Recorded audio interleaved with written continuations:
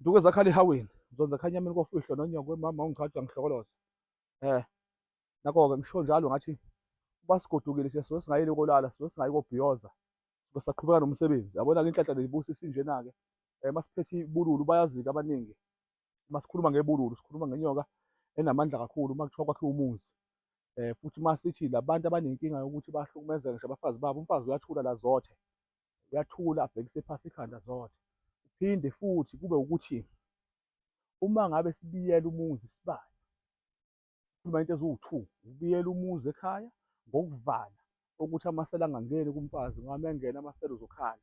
Phinde futhi sithi nalabantu abanenkinga yokuntshontshelwa kakhulu, uma ngiphethe ibululu ngikuloyela ngikwakhela umuthi mina wokuvala ukuthi amasela angantshontshi, ngivala ngawo ibululu. Ilona leli, ngenza into eningi kakhulu ngalo bafowethu, kuphinde kuzoba umuntu onelumbu elinzima kakhulu elingalapheki. Ngiyalivala mina ngebululu, uyezwa? Ziningi kakhulu. Umuntu onekhanda elinzima elingapheli, ngumuntu owaloywa, hlampe loywa ngey'nhlabathi zamathuna, hlampe loywa umuntu womndeni. Ngiyalivala mina. Liyabhubha manje la. Ngisaqhubeka ngiyosebenza ibululu-ke leli bafowethu. Balazi abaningi liluma emsileni liluma nasemlomeni. Uma ngivala, ukuvala, njengoba sithi siyabiya nje liyabiyela ibululu.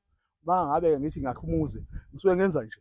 Ngiyaqala-ke manje ngiyasebenza. Nanku umsebenzi, ngiyosebenza manje. Asikhali. Vale baba.